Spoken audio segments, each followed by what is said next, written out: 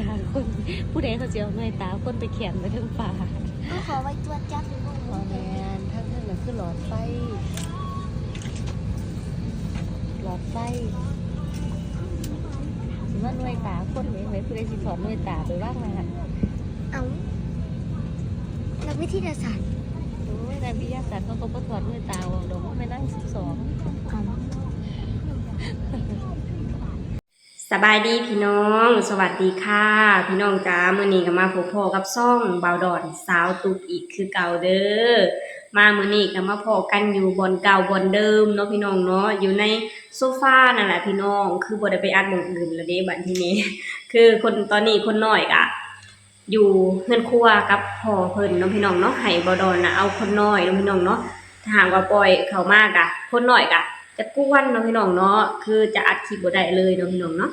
มาพี่น้องมามื้อนี้เฮาก็จะมาเว้าถึงน้องธิดาลาวคือเก่าเนาะพี่น้องเนาะคือวันที่11น้องก็ได้รับโอกาสดีๆจากทางผู้ใหญ่เนาะพี่น้องเนาะคือได้ไปร้องเพลงอยู่ที่งานบุญใหญ่นั่นก็คืองานบวชสามเณร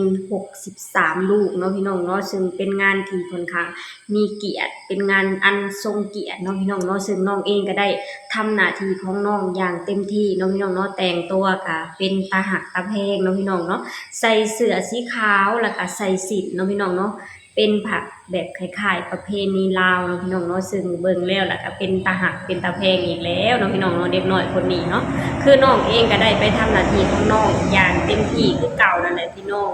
ได้ทำหน้าที่อย่างเต็มที่คือเก่าแล้วก็คือแบบว่าน้องเองก็ได้รับเกียรติถือป้ายเนาะพี่น้องเนาะได้รับเกียรติถือป้ายแห่นาคเนาะพี่น้องเนาะซึ่งเป็นสิ่งที่แบบว่า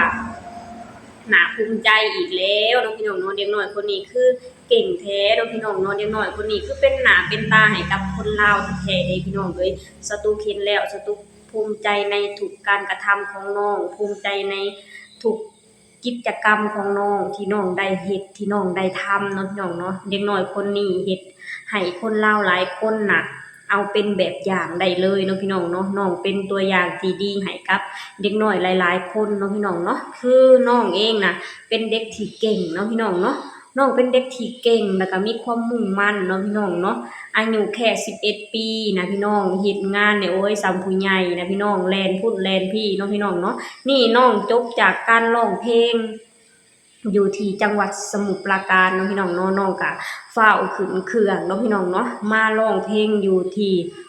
อุบลต่อเนาะพี่น้องเนาะโอ้ยเด็กน้อยคนนี้คือมาเก่งแท้พี่น้องบ่มีความเมื่อยบ่มีความอิดเลยบ่เนาะพี่น้องเนาะแบบนี้แหละถึงเห็นให้ผู้ใหญ่นะให้โอกาสน้องเนาะพี่น้องเนาะบ่แปลกเลยที่ผู้ใหญ่นะให้โอกาสเด็กน้อยคนนี้เนาะพี่น้องเนาะเห็นการเฮ็ดงานของน้องเห็นการ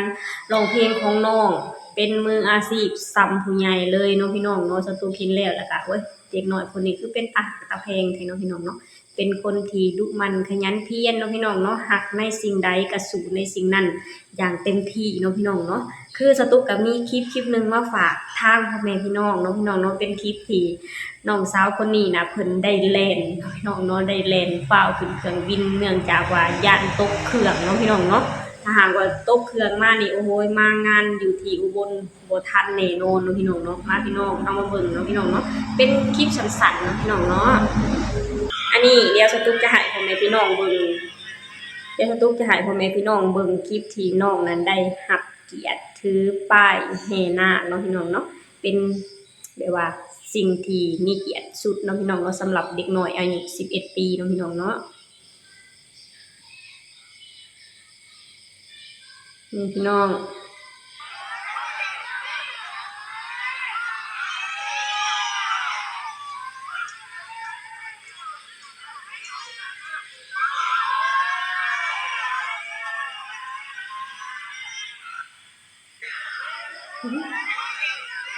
นี่พี่น้องอันนี้คือคลิป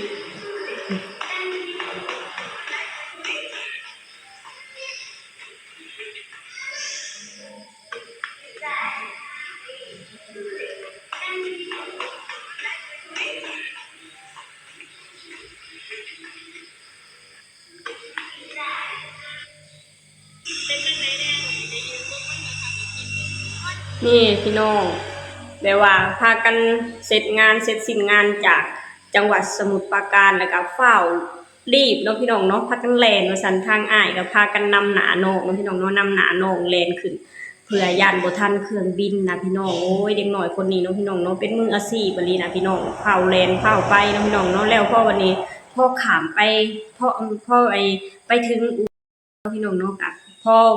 น้องขึ้นเครื่องบินแล้วไปถึงทางแม่พึ่งแล้วก็มีทาง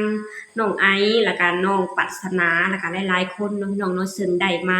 ให้การต้อนรับน้องอย่างดีเลยพี่น้องเนาะแล้วก็พาน้องไปกินข้าวเนาะพี่น้องเนาะน้องก็หิวข้าวเนาะพี่น้องเนาะเด็กน้อยๆนะพี่น้องคือแบบว่าโอ๊ยเฮ็ดอิหยังก็เป็นตาหักเป็นตาแพงไปเบิดเนาะพี่น้องเนาะนี่แหละพี่น้องคำว่าการเป็นศิลปินเนาะพี่น้องเนาะก็จะเป็นประมาณนี้เนาะพี่น้องเนาะคือสตูกเองก็เห็นในละครเนาะพี่น้องเนาะที่แบบว่าการแสดงเป็นนักแสดงหรือเห็นในละครหรือตัวจริงก็แล้วแต่เนาะพี่น้องเนาะซึ่งแบบว่าบ่มีฮอดเวลาว่าบ่มีฮอดเวลาหลับบ่มีฮอดเวลานอนเนาะพี่น้องเนาะนี่ขนาดส่ำนี้เด้พี่น้องถ้าหากว่าน้องดังไปกว่านี้นี่โอ้ยน้องธิดาราวเตรียมตัวเหนื่อยได้เลยเนาะพี่น้องเนาะแต่ว่าสตูกเชื่อได้เลยว่าน้องน่ะใจสู้แน่นอนเนาะพี่น้องเนาะเพราะว่าน้องน่ะเป็นคนที่รักในการร้องในการรำเนาะพี่น้องเนาะมักในการเป็นศิลปินเนาะน้องก็จะทำหน้าที่ตรงนี้นะให้ดีที่สุดแน่นอนเนาะพี่น้องเนาะโอ้ยเด็กน้อยคนนี้เป็นสิ่งที่ภูมิใจของคนหลายๆคนอะลีเนาะพี่น้องเนาะซึ่งสตูกเองนะติดตามน้องอย่างบ่ขาดเลยเนาะพี่น้องเนาะซึ่งแบบว่าน้องนะคือแบบว่าสตูกนะจะคอยติดตามน้องอยู่ตลอดเวลาเนาะพี่น้องเนาะคอยเป็นกำลังใจให้น้องอยู่ตลอดเวลาเนาะพี่น้องเนาะซึ่งสตูกก็เชื่อได้เลยว่าคนไทยหลายๆคนก็คิดแบบสตูกแล้วก็น่าจะติดตามน้องอยู่ตลอดเวลาคือสตูกนี่แหละเนาะพี่น้องเนาะคือสตูกก็ช่วงนี้นี่โอ้ยไปไสบ่ได้เลยเฮ็ดแบบว่าไปหาอย่างอื่นบ่ได้เลยนะพี่น้องคือแบบว่ากินข้าวน้ำแล้วตอนแลง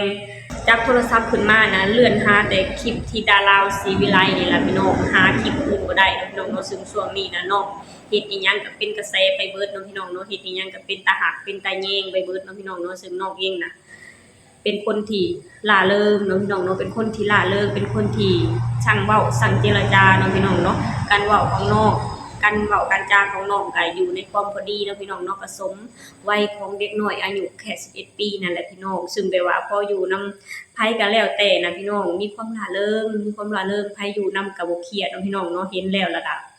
แบบว่าเป็นบรรยากาศที่อบอุ่นเนาะพี่น้องเนาะโอเคพี่น้องสำหรับคลิปนี้เฮาก็สตูกะมาโอ้ลมกับพ่อแม่พี่น้องส่ำนี้เนาะพี่น้องเนาะคนน้อยเริ่มหายแล้วเนาะพี่น้องเนาะสตูกะจะไปหาอาบน้ำแล้วเนาะพี่น้องเนาะคนน้อยก็น่าจะอยากนอนแล้วล่ะเนาะพี่น้องเนาะโอเคพี่น้องสำหรับคลิปนี้สตูกะจะขอจบลงเท่านี้ก่อนเด้อฝากให้พี่น้องช่วยกดไลค์กดแชร์กดติดตามช่องมาดอนสาวตุกแม่เด้อสบายดีสวัสดีค่ะ